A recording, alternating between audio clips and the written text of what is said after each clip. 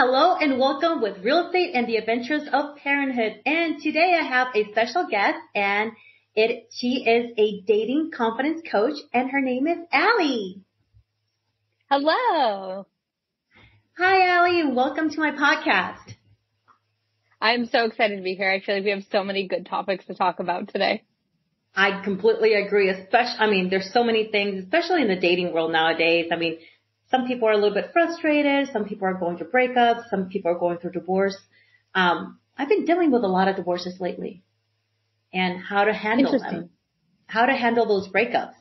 But then how do you become emotionally attached and detached from people, especially with those exes coming back, be like, hey, so do you want to sleep with me again? Excuse me? Yeah. Just so many things. But then again, we talk about a little bit about the body count. Sleeping with an ex, it doesn't increase your numbers though, right?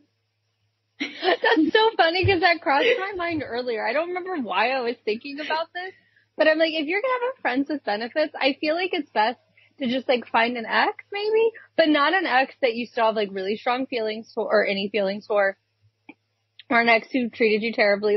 If you just have a basic ex, just someone who was there in the past, then yeah, you're not sleeping with anybody new. You already know them. You already know each other. I feel like that'd probably be the best decision. I thought about that, but then again, all my exes are overseas. So it's just but is it something that I really want to go back to? But then again, once you start sleeping with that person, you kind of get feelings again for them. Yeah, I think it can be really dangerous for sure, because I always talk about how if you are going to sleep with someone, you need to remember that, especially as a woman, we get attached when we sleep with people. And it's not up to us. We don't get to decide. That's biology. We have oxytocin that's released when we're having sex, when we're cuddling, when we have that physical intimacy at all. And if you don't want to be attached to a person emotionally, then it's probably best that you don't do it. And so that's why I've said in a podcast episode before, I talked about how I would sometimes sleep with an ex of mine, but it was someone that I had no feelings for, could not imagine being back with. It was just physical attraction. And anything more than that, I feel but even that can get dangerous. If I were to have seen him too often, if I would have had, a lot of extra time with him, then you start to question should we maybe get back to, no, but that's what sex will do. It's very, very tricky. So if you can hold off and not sleep with anyone that you don't want to get attached to, that's probably your best bet. And I completely agree. That's why I don't sleep with any of my exes or sleep with anybody actually, in fact. So, because I'm afraid of getting emotionally attached to someone. And that's just because you kiss. Some people say you shouldn't kiss if you're going to just have sex. And it's just but then again, you start imagining I'm spending more time with this person. I want to see this person more. And even though it's a friends with benefit situation, someone's going to get hurt sooner or later. Yep. I think that's very true in most situations. I think there are some occasions where that doesn't happen, but I think the majority is, something builds, something grows. And it reminds me back, I don't know, a few years ago, I had dated this guy and no one put me through more than this guy did. It was a terrible roller coaster. My therapist and all my friends could not stand him and the way he treated me, but I put up with it. That was my choice. And after he had decided that he didn't want to be in a relationship and he didn't want to date me, I still stuck around. It was ridiculous, but it was mainly a friends with benefits thing. And we never talked about not kissing, but that was just something we did not do because it felt too intimate and weird, and helps a little bit, I'll say, but not all the way. My feelings were definitely still there. I remember always hoping it would turn into something more. I was always hoping that something would grow from it. And a friendship grew. So I guess I'm thankful for that at the time, but it's super not recommended. Super not recommended. It doesn't usually change from there. If it starts out as sex, the chances of it turning into something more on any level is pretty low. So my question is if I've seen a lot of people hey, I date a person one or twice. like go on dates, no kissing, no nothing. And all of a sudden like, oh no, you should just go see where it goes at. You should just keep on trying. But if the person tells you, hey, I don't want to be in a relationship. I don't want to date a person, that is traveling all the time or working a lot, then if they don't see a future, then wouldn't you just walk away? Yeah, I wish more people would do that. I think we have to start believing people early on instead of trying to read between lines that aren't there. I think a lot of us try to do that where, well, maybe he meant this. Maybe he didn't mean it like that. He says he doesn't want to be in a relationship, but he's acting like my boyfriend. Says he doesn't want to be in a relationship, but he's taking me on another date.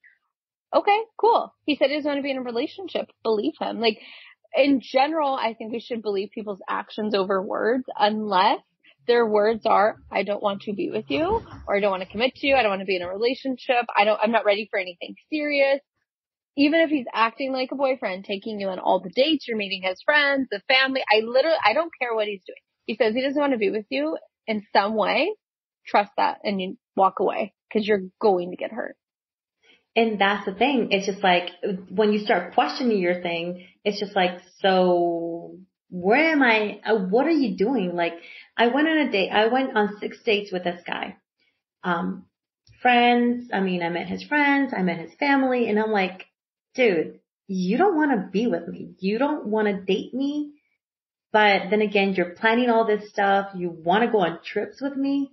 Yeah, no. I'd rather not be your friend and I just rather walk away. And he got butthurt because I told him that. And I'm like, you're showing me other things than being like, you want to be with me, but you're saying that you don't want to be with me. Yeah. Some people want to have their cake and eat it too. It's a selfish thing. If somebody says they don't want to be in a relationship and you choose to walk away and they're mad about that, that says a lot about them. That level of selfishness. Like I had a client recently who was dating this guy for a little while and everything seemed great. Everything was really good. And he even met her parents and he wanted her to meet his parents soon. And I had asked her, have you had the relationship conversation though? Because in her eyes, even in my eyes, it's like, okay, it's obviously heading towards a relationship. Everything's adding up. But if you haven't had the conversation, you don't really know. And she was really nervous to have the conversation. Luckily, she did later that night. And it all kind of came out that he didn't want a relationship and he wasn't that serious. And then he also said some pretty hurtful, unnecessary things. And the big question was, well, why do all this? Why take me on these dates? Why meet my parents? Why come to dinner with us?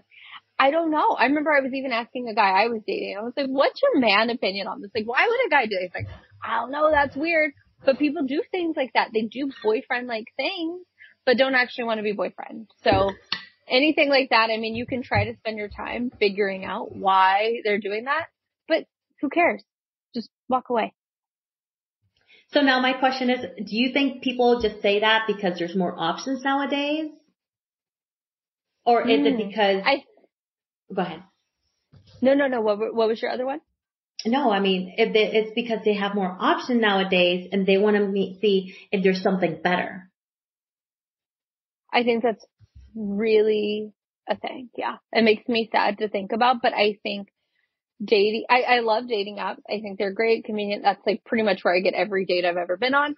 But I think the downside to dating apps is that there's always more. And we can all, even I catch myself doing this. Like I'll be dating somebody and then you find a flaw, or how people say now, you get the ick. You find something that's not perfect. And then you start to wonder, well, is there someone out there who's a better match for me? And then, you can just pull out your phone and swipe, and you have hundreds, thousands of options of more people available to you. And if you, get stuck in your head about that, yeah, you're going to self-sabotage and you're going to walk away from something that has not even just a lot of potential. Like it's already really good and has the potential to be even better. But it's like, oh, there's more options out there. Maybe I could find a better fit. And I think it's so sad because people back in, I don't know, I always think back to like the 70s, the 80s, even 90s, like people when they were dating, you met someone, it felt like you were pretty compatible and there was good chemistry and you figured it out. You didn't just give up so easily. I think people give up a lot easier because of the amount of options we have online.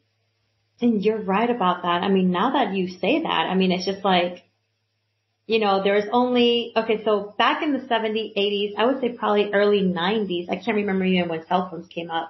It was like, oh gosh. But it's like, so it was snail mail, meaning that you sent a letter of communication and you had to call like, hey, you know what? Ring, ring. It's Sally there. Can I talk to her? Or go to their house, right? If you didn't go to their house, it was like, okay. But now, and back then it was like meeting friends through friends, unless you go to different parties or so forth. That's how you met other people. But I've never checked this or anything, but you're right. I mean, that's why like older people now have had those marriages, 30 to 50 years of marriage, but now you have the divorce rate that is bigger. I mean, the stats are higher on that. But yeah, I was just going to say divorce it's so high, and I don't know what the rates used to be, so I can't necessarily compare it, but I do know a lot of people get divorced, and especially if you get married in your early 20s, I forget the exact percentages, but if you're married before 25, I think it's like 70 something % chance of divorce. And then if you get married between 25 and 30, it goes down a bit, but it's still like relatively high. And people don't think about that. Like I see so many women who are like, I just wish I would have found my person at a really young age. And I wish I would have had kids before, I was 25. Like people say stuff like that all the time. And I've even felt like that. But then you actually look at the numbers and it doesn't work out most of the time. For some people it does, and I think that's great. But I think a lot of people like the idea of being married. They like the idea of having a husband. They like the idea of the white picket fence and the whole dream. So they just pick someone. And I've had clients like that who admit that to me, who are going through a divorce, who have gone through a divorce or had a broken engagement, and they were just, in a sense, settling. And I actually did that in my early 20s. I think about it. We were engaged. We were together for 5 years. Even though I knew he probably wasn't the right person for me, I knew that he would stick around. I knew he wasn't going to leave me. So it felt very safe. And even though I knew I wanted something better, I wanted something more, I knew that I could get him to, like, I don't know, marry me, have a family with me, blah, blah, blah, because he would have done anything to be with me. But I wouldn't have been super happy, but I was willing to do that. Thankfully, it did not happen. Thankfully, like, I walked away from that, whatever, but it's just too easy to go down that path because you like the idea of it and you see other people do it. And you have to make sure it's truly the right person, because divorce is not fun and it's not cheap either. Oh, believe me, I've been through two. They're expensive. Be like, but then again, it's the best investment that I've actually spent my money in. Yeah. I mean, if you look at it the bright side, I mean, yeah. But I mean, it's true because I mean, I did settle with my first ex-husband. I was like, I married him, and the reason I married him was like, hey, you know what? I want to make sure that he's going to be there all the time, and because he wasn't going to cheat on me, and I settled, and I remember that whenever I saw him, I knew that he was not going to leave me, but I was wrong. I was completely wrong about that. And sometimes we have to look at what our standards are. What do we want? And if you don't see your person 30, 50 years down the road, then walk away. If you see your person, they say that it's 172 days or 182 days to actually know if that's the person that you want to be with, the person that you want to spend your life with. Steve, there's a study on that, and I've seen Steve Harvey say that over and over again. So they say that it takes 182 days to know if that's your person. If you don't know within 182 days that that's your person, walk away. Why are you spending your time 3, 5, 10, 15, 20 years and you still have not been married? Oh no, we're just dating. Excuse me, you have a whole family and you're what now? Oh, he hasn't proposed. Wait, what? And you're playing, no, not with me. 2 years, I'll give you 2 years tops and I walk away. You don't want to be with me, then you know what? Then I'm not going to waste my time. I have a life to live. And if you don't want to be part of it, walk away. Oh, I've never heard that statistic, but that is so interesting. So interesting. And so 182 days is about what, like half of a year. And I think that's really interesting because I remember my ex and I, when we were together, we had talked about that because we were, I think, like 5 months into our relationship or something. And it's so funny because he broke up with me a month later. But he was like, I can't believe I'm in love with my best friend. Like, I thought this was just a movie. Like, when people would say stuff like this, like, I thought it was crazy. And I'm like, yeah, isn't it great? Like, I don't know. We just had like all this love and all these good conversations. And I remember saying to him, because it was, again, almost our 6 months, I said something along the lines of, I feel like if you don't know that a person is your person by 6 months, you're wasting your time. And it doesn't mean that you're going to be right. You know, like you can find shit out 9 months in, a year in, whatever. But if at the 6 month mark, you're not pretty confident that you want to spend your life with this person, it's probably a waste, especially the older you get. I think it's different if you're like 21, 22. Okay, fine. You probably need some more time to figure yourself out. But if you are in your mid-late 20s above, anything above that, you should be pretty damn sure. And if you're not, figure out what's missing and why am I sticking around? What am I waiting? What am I waiting to figure out? Because I think if you're 6 months in, you're like, I still don't know if this is a person I would want to marry. What are you looking for? And is this something that's changeable? Not in the sense that you need or should change your partner, but is this something that the partner is working on? You know, or is it something like this is a permanent thing that I cannot accept about this person, but I'm hoping one day maybe I will accept it. You're probably not going to, and you're going to be miserable. And yes. And I agree with that. It's just like, but then why are we settling? That's the thing. Why are you sticking there? And I understand you get used to it. And then that's where it comes the emotional attachment. But then if this is not what you want, if you can't see yourself with that person, you cannot see yourself having a future. And think about this. If you cannot see yourself having kids with that person's not for you. Because that's what happened with my first marriage. I could not see myself I did not want to have kids. And I told him, I'll never have kids with you. And I didn't have kids with him. And that's a big sign. Look at the person. If you look at the person and you can't not see yourself having kids with that person is not for you. Walk away. You're wasting your time. Even though if it's going to be painful and all that, I'm telling you, it's going to be worth it in the end. Because once you get into a relationship, imagining having kids with a person that you didn't want to have kids with. You're going to not be attached 2 or 3 years. You're going to be attached more than 18 years of your life. So imagine going to birthday parties, weddings, grandkids. I mean, you're building a whole generation with that person. Yeah, it's true. You're literally stuck with them forever at that point in some capacity. And part of it's like, do you see them actually being a good father? Like, is this and I heard it worded so well recently.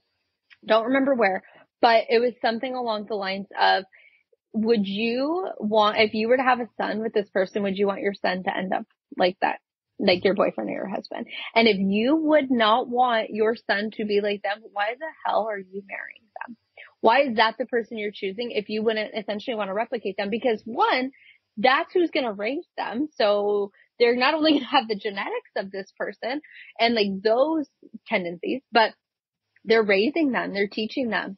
And if you aren't comfortable with that, that says a lot about the person you're choosing. Because I know for me, like if I were to have a daughter, I would want her to be like me in a lot of ways. Not in every way, but in a lot of ways. Like because I've worked hard on myself, I admire myself, I like things about me, right? And I want a husband who I'm like, yes, I'm okay with having a son pretty much just like you.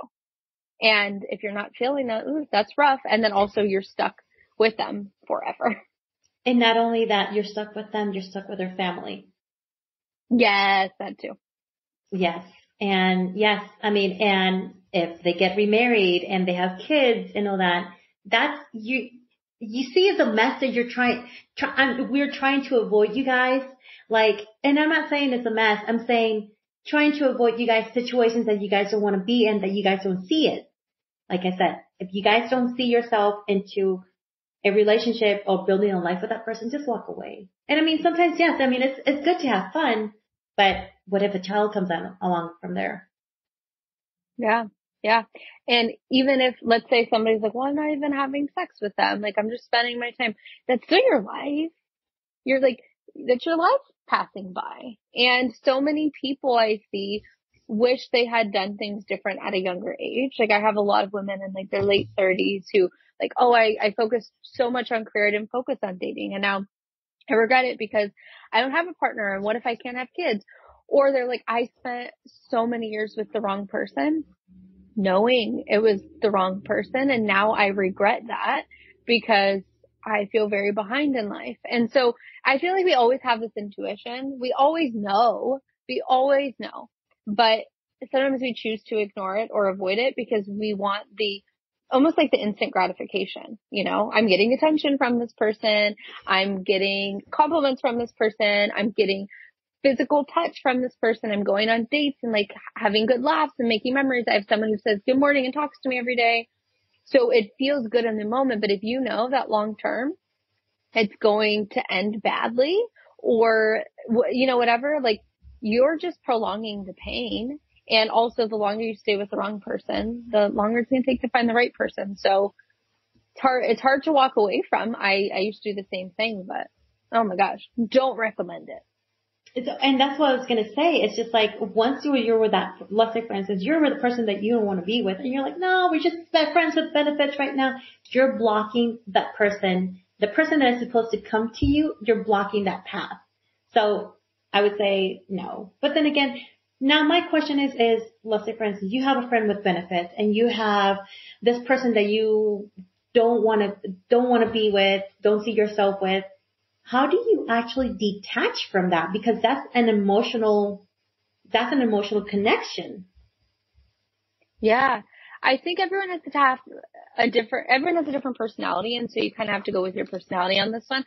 Obviously, the easiest thing in theory is just cut it off, you know, cold turkey, end it, whatever. But that's not always realistic. It's a lot harder that way, especially if you do have a strong emotional attachment or you've been seeing this person for a long time or whatever. But you can slowly start detaching. But I would start with a conversation with the person and let them know where you're standing.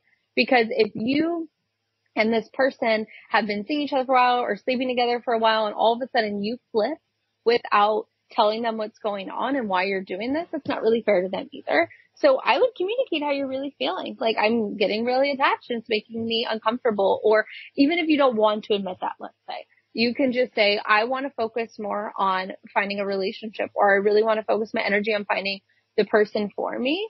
And so I'm going to be spending less time with you, or anything along those lines.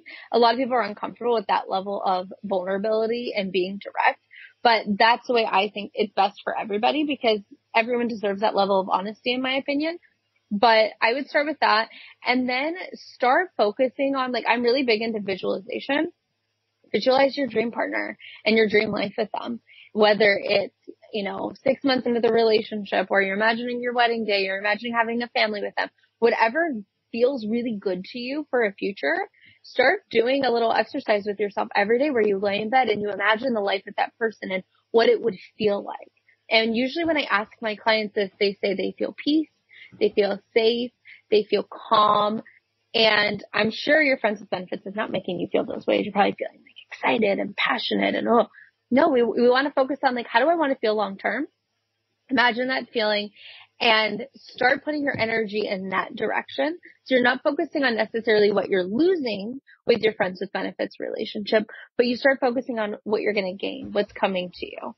But and I've done this myself before too. Like, when you are sticking around with someone, whether friends with benefits or you're just dating someone, you know, isn't like a forever person, you start to almost like not even try to find the right person because you're getting that instant gratification. It's like your needs are kind of being met in a way. And so it's like, well, I could just put it off. Like, I don't need to go on more dates. I don't need to really meet more people. I don't need to do that right now. But then time passes you by and you're going to wish you didn't do that. So the sooner the better if you're feeling that attachment. So now that now that we talked about like how do you actually detach from a person? I know a lot of people have like a hard time, like, what do you want with me? I mean, where do you see yourself with me? Do you see yourself, um, growing old together? Do you see yourself marrying me, having kids? And you're right about that, because I remember that I was dating, my ex-boyfriend, and we had, like, it was not even 6 months into the relationship, and he asked me, do you want to move with me to Japan? I'm like, no. And he's like, so what are we doing here? And I'm like, we can still have a long distance relationship, but I'm not moving to Japan. And that's where, like, oh, you know what? Then if you really wanted to be with someone, then you would move across the world for them. But for me, it's because, hey, you know what? I have my business here. I built my business, and it's not that easy. Mm-hmm. And I think if it's like a temporary distance too, then it makes sense.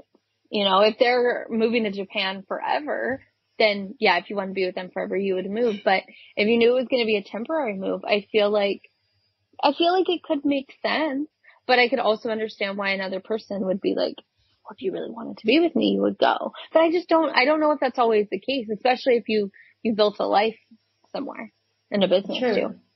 And then, I mean, it's like, can it be worked with a long distance relationship? Because then this is where we're getting into now. Long distance relationship. Mm-hmm. Can it be worked into? But then just because if you're with someone that has like, friends with benefits, and then you say, hey, you know what? Can I handle this as a long distance relationship? Can I see myself with this person or not? Can you make? Yeah. Long distance relationships, it's a different type of relationship. And I feel like if you're going to get into one, you have to have so many conversations beforehand to make sure it's actually going to feel good for both people, because I feel like people go into them with different expectations. Like, this is how it's going to be, but the other person has a different idea. And it's hard because relationships are about proximity and that physical touch. That's the main difference between a romantic partner and a friend, even a best friend, is all the physical touch and et cetera, et cetera, et cetera. And then you're losing that piece when it's long distance. And so you want to make sure it doesn't become like a friendship. And how do you make that happen? I just think before anyone gets into long distance, which can work, especially if it's temporary long distance, but you have to make sure you guys are on the same page of what that would look like for both of you to feel happy and fulfilled. And I agree with that. It's just like, I say, like, it's like building a solid foundation. In order to get a relationship is, like we discussed earlier off the podcast, it's just like, people want that instant gratification. Oh, okay, so we're on our third date. Do you want to marry me? Wait, what now? Why can't you just enjoy the moment? Just get to know each other versus just jumping into a relationship and saying, I want to get married. There's no rush for anything, because the right person is going to be there for you, and it's not going to leave regardless. Yeah. I think it's good to at least have the conversation, make sure you both want to. You don't have to talk about marrying each other on the third date. That's a little intense. But like, make sure you at least both want the same end goal. Even if it's like, not with me, do you want to get married? Is that something you're like making sure you're on the same page? But I've definitely been on dates with people, especially when I was like 26. I don't know what it was, but people on first or second dates would talk about marrying me, being in a relationship with me. They would talk about, like, I remember there was this one guy, oh my God, I think I was probably like 26. I went on a first date. He said he didn't want to have kids. I knew I wanted to have kids one day. I still went on a second date with him. This was a different phase in my life. Still went on a date with him the next time. I ended up sleeping with the guy. And it was one of those dates where I knew, even without the kids there, I'm like, he's just not the person for me. I just had this intuition, and I stayed over that night, woke up in the morning, and he said something about like having kids, wanting a family. But the first date, like days before, he said the opposite. And I looked at him. I was so confused. And I remember laying in his bed asking him, like, but you said you didn't want to have kids. Straight up said to me on our second date, he looks at me and goes, well, that's because I've never been in love before. Wait, what? Like, second What? date. Oh Second my date. God. And obviously it was a little terrifying. But at the same time, that was like the kind of person I was attracting like all the time. They would just be like, I could see myself marrying you one day. I could see myself being in a relationship with you. I know this is a lot. Like it was always so much.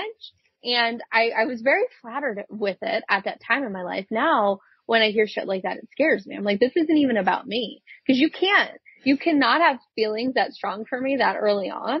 And so it feels like you need help. Not like you actually like me that much. Yeah, no, that's a, extremely red flag. Block, delete. Don't ever see. Nope. Yeah, we don't know each other. All through all social media, don't ever contact me. I'll call you. I'll call you.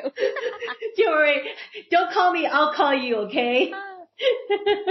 Oh my gosh, it's yeah. so funny. No.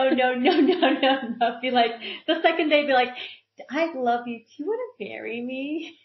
But then again, I mean, in some occasions it does work for people. In some occasions it doesn't work. But then again, it's just like, yeah, no. I can't tell you how many times it's happened. It just crossed my mind again that one of my exes, who is like the coolest guy, super cute, like all good things, but he really, oh my gosh, I can't believe I'm saying this out loud.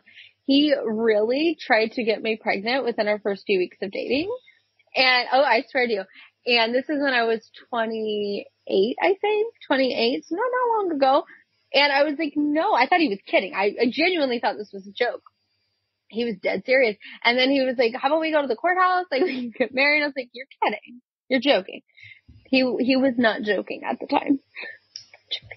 And you said that was your ex-boyfriend? How long did you last with him? I think 5 months. 5 months. Yeah, that was a few within the first month, I would say. I was not, first of all, in the most like great headspace at the time. I got out of a big breakup earlier that year. And so I was kind of like in that space, but also there were so many good qualities about him. And like, I remember my brother really liked him, and like, he just had so many good things going for him that I was like, oh, he's being silly. And I tried not to make it like a huge thing. And now I look back, I'm like, oh God, he was not okay. I still once in a while will talk to the guy now, like as friends. And I mean, he's cool. He doesn't even like to talk about that because I think he's just embarrassed because he was also obviously not in a good place. And he's kind of like, what the fuck was wrong with me? So I try not to throw it back in his face whenever we do talk. That shit was crazy. Yeah, that is crazy. Yeah, no. No. Enjoy your life, travel, do whatever you want to. Don't think about having kids right now. I mean, but it's just like waiting for that right person. If you can see like yourself having kids with that person, I would say, yeah, do it. But if you don't, run away. Yeah, I totally agree. So I do have one question here is something that we never talk about is getting emotionally attached through text messages. Let's say, for instance, nowadays we start with social media. You slide into people's DMs. I mean, I've always done it, but with single people, and make sure I do my research. Let's call it research, not stalking. How do you find these people? Whenever people say like, oh, like what's his name, Nick? I don't know if it's Vial, something like that. The guy, I've never watched The Bachelor, so I don't really know what I'm talking about here, but I did read his book. It's called Don't Text Your Ex Happy Birthday. And he found his now girlfriend because she slid into his DMs, and he talks about how like that's a way to meet people. I'm like, how do you even know where to find these people? Like, whose DMs are you sliding into? Someone I went to high school with? Like, who do I DM? Okay, so this is a totally different story, but I mean, welcome to my world. Yeah, I want to hear it. Okay, so I call it research. It's not stalking people. I like digging and getting information and seeing like, well, you know what? I do that for a living. So, if I see a cute guy, let's say for instance, on Instagram, on TikTok, on LinkedIn, on Facebook, I'll add them. I usually will follow them. It depends because I have 2 Instagram accounts and I just made the private public. But if I see a cute guy, I'll just check, I'll just research their first name and last name and check their state too. And you just so you start liking their pictures, you start commenting, be consistent. That is something called consistent. That's how you'll actually stand out with DMing people, and that's how they're going to, if you slide into their DMs, then they'll check them out. Interesting. I have never done that or really thought to do that before, but that's kind of cool. Yeah, but this is all about so if this is not only for dating, but this is also for business. Yeah, so, I've done it for business. Me too. See, this is how we connected. So I also do TikTok too. Like if I like somebody or I find them on TikTok, then I'll find them on Facebook. I'll find them on LinkedIn. I'll find them on Instagram. So this actually works for all for all areas in your life. So, I mean, it's just like if you see a cute guy, then just make sure that they notice you. And when you start commenting and liking their pictures and all that, don't go 10 years, way in and oh yeah, this is oh, he looks so young. I mean, you can actually definitely look at their Instagram, their TikTok and all that and see when they started, but don't start liking their pictures. Don't be weird with it. Be like, wait, isn't this person 10 years ago? Oh wow, I'm gonna start doing that. I'm gonna look up hashtag look in my area and just see if I can find one cute person. Cause I'm telling whenever I know we're going on a different tangent now, but everyone's why are dating apps so terrible? And usually I totally disagree, but recently on my dating apps, I'm oh my gosh, everyone sucks. There's literally, I've probably gone through over 1,000 profiles in the last week. I would say well over it because I'm just no. So maybe I need to DM someone. But back to your question about attachment with texting. It reminds me of perfect wording that one of my clients gave me about 1.5 years ago when we were talking about texting someone. She had said that it gives her a false sense of intimacy. And so when she is dating someone early on, she doesn't really text them much.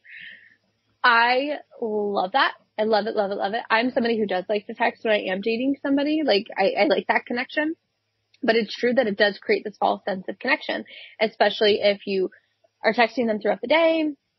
Maybe you're talking on the phone sometimes, or you're responding to each other on social media posts, but you haven't dated that much. It's going to feel like it's a lot more serious than it actually is, because it would be yeah, we've only been on 3 dates, but we text all day, every day. Okay. That's nice, but it makes you feel like things are a lot deeper than they probably are. And yes, that is true, because it's just I'm a pretty busy person, and I've now shifted completely. If I like someone, I'm going to meet them in person. If I like someone, I don't have to be 24/7 texting with them. I don't have to be on the phone. I don't like being on the phone. Be hey, how you doing? Let's FaceTime 2 or 3 minutes out of the day, whatever. But with my schedule on how hectic it is, and especially my travel schedule, I'm you know what? If this person's really interested in me, when I see them in person, it's more valuable than just creating that emotional texting relationship, because it's just you start seeing oh my gosh, he likes me. And then you start reading into way too much into those text messages. And it's just does he like me? Do you think we're in a relationship? Is he seeing? And look, instead of overthinking all this and all that, I'd rather wait to see him in person. Yeah, I love that. I think that's a really smart way to do it, because you don't want that premature attachment, especially because you can barely get to know. I mean, you can kind of get to know someone over text, but not really, because you're not getting all of the cues, the nonverbal cues. You're not getting the intonation in their voice. You're not getting their facial expressions. You're not getting their body language. And so you can also kind of mess things up with texting, because I know for myself, I have very sarcastic humor. And if you don't know me very well, my text can sound really bitchy. And I try, I'm I have to hold back my personality a little bit, or add an extra message, just kidding, by the way. I'm no, I'm not serious about that. And that you can't get to know each other as much that way, but if you like the text, fine, do that, but just don't mistake it for being something more serious than it's not, I guess. And another thing is there's so much misinterpretation with texting. Yes. There's so much it's just sometimes I try to text business or say something, they're like, so are you just being a bitch? What? No, I was just being sarcastic. And they can't read that. Or just send them a video text message. You know, that's another thing that would be something better versus just texting, because then you can actually see their gestures, you know what their attitude is, you can see their face, you can hear their intonation of voice. And that there is a more truthful thing, because when you start texting, oh, good morning, look, don't waste my time, honestly. If you're going to text me good morning, it better be like, give me good news. But if you're coming to visit me, that's a good morning text I want to know. But if you're just like, oh, good morning, baby, and you're texting other 5 people, what are we talking about? How many people are you? No. I can tell quality time is definitely one of your love languages. Yes, and quality time. I love it. It reminds me, well, I thought of 2 different things. One, based on what you just said a few seconds ago about sending the video. I've never actually shared this. This is the first time I'm sharing it. There was someone I was dating in the summer, and there was definitely texting miscommunication. Times a million. It was very problematic for us. I could tell I sent this one text where I was essentially like complaining about something, but I was doing it like I'm very conscious about my language. Like my clients know I'm very into like using my I language and not attacking and like talking about my feelings and all that stuff. But I could tell when he didn't respond to me that it was misinterpreted as I was ending things with him. And I was so emotional. I was like on vacation too. And oh God, it totally messed up my vacation. I was so sad. And then after a couple days, I reread the message. I was like, oh my gosh, he thinks I like, broke up with him. And he wasn't like my boyfriend, but you know, when things are pretty serious, someone like, he thinks I broke up with him. So I remember calling one of my guy friends and crying to him about it. I'm like, what happened? And he gave me a suggestion, like what you said, which was send him a video message. And I was like, what? He's like, you know how to do videos. You do videos all the time. I'm like, but this is vulnerable. And he's like, yeah, but if you just send a text, he's not going to be able to see how much you really miss him. Let him see your face. Let him see you smile. Let him see you sad. Let him see how much you miss him, and like throw something in there. Maybe like if you had what did he say? Like, I don't know, a joke between the two of you or something, like do whatever. And I was like, oh my gosh, this is the scariest shit I've ever done. But he did it. And I recorded maybe like a 30-second video. I don't remember what it was. It was essentially just like, I miss you. I'm thinking of you. I threw in like a cute joke and whatever. Sent it. Totally terrified. Like threw my phone onto the couch, got distracted. And then to my surprise, he texted me back and he said, wow, this made me smile more than anything in the world. And he's like, I definitely did think that was a breakup text. And then we kept dating from there. He ended up fucking it up like a month later because he had anger problems. But like that video message taught me so much, which is you really can't, like that wasn't the complaint I gave him over text should not have been a text. I learned that very quickly. That should have been 100% a conversation over at least FaceTime, since he was long distance at that time.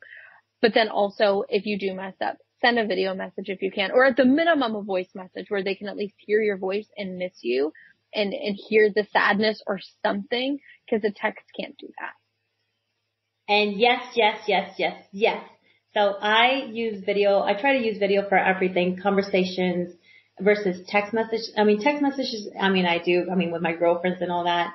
But most likely when I'm on Facebook, Messenger, Instagram, then I try to do as much video just because they can see my reaction. And you never know what that person's going through. It's just like that would make their day. If you're arguing and I don't know. I don't know if you want that recorded, but keep in mind that stays there. So yeah. So remember when you were angry and this is how you acted and this is what you were saying and this is. I would just keep that one to a conversation, a voice message. If you are like silly and you just want to make their day brighter, or you're going through a situation or whatever it is, you want to let them know their emotions. Yes. I totally agree. I think it's so important to be able to express all those different parts of you, because that's what language really is at the end of the day, is a combination of more than just the actual message you're sending. Like I was working with a couple just yesterday and the husband was, I don't remember what they're arguing about, but they're arguing about something. And he was saying what she wanted to hear, but it obviously wasn't in the way. And I had to remind him that your message is only a very small part of how something's interpreted. It's your tone of voice. It's the eye rolls. It's the nodding the head. It's the closing off. It's all of those things. And so if you're doing all that, the person on the other end is just going to feel attacked, and they're going to focus on defending themselves, not actually listening to you. So if you actually want to be heard by your partner in an argument, pay attention to how the message is being relayed rather than the content of the message is important too, but not nearly as important as everything else. It's the communication, and that's what people lack nowadays. Communication. They're afraid of expressing their feelings. They're afraid of being like judged. They're afraid of, oh, what are they going to say? They're going to like me or anything. Look, if you have an upfront conversation with people, then that's going to change everything. That's going to make you not vulnerable. There's situations that are going to make you vulnerable, but that's going to help them understand you on a better level. And you can actually understand them and, you know what, whatever, and connect, because you want that connection. If there's not a good communication, then how is the connection going to happen? Yeah. And I think it's good to have arguments in the beginning. I mean, not like the first month or whatever, but you want to see, how do they handle an argument? How do they treat me? Do they recover after? Do they have good conflict resolution skills, or do they run away? Are they treating me okay? Are they still respecting me? Are they still kind? Or do they become a different person? You know, you can try to run away from those hard conversations, but in the long run, you're doing yourself a disservice. So like for me, a lot, actually, I would say most of my situationships, I hate even using that word, but like those things that like didn't work out, a lot of them came down to our first like argument or our first like heavy discussion, and people like couldn't handle it, whether they turned into an asshole or they completely shut down or they got freaked out and like, oh my gosh, I can't handle commitment. They often did come from having a first argument. I'm like, I gotta start arguments on the second date or something. Like, let's clear people out. I'm just kidding. That's way too ridiculous. But the point still stands. Like, have some kind of discussion when need be, or an argument, but don't run away from them. It's not going to help you in the long run. No, and then if you feel yourself that you're walking around eggshells or on eggshells with that person, then that's telling you something. That too. Because if you're staying, this becomes a toxic relationship. If you cannot be yourself, then you don't know your self-worth, and that's what's going on. It's just like the same thing. Like if you don't see yourself with that person, walk away. Why are we staying in that relationship? Why can't you understand your self-worth? Why can't you understand your confidence? You're beautiful. You're amazing. You can conquer the world if you want to, but why stay in that relationship?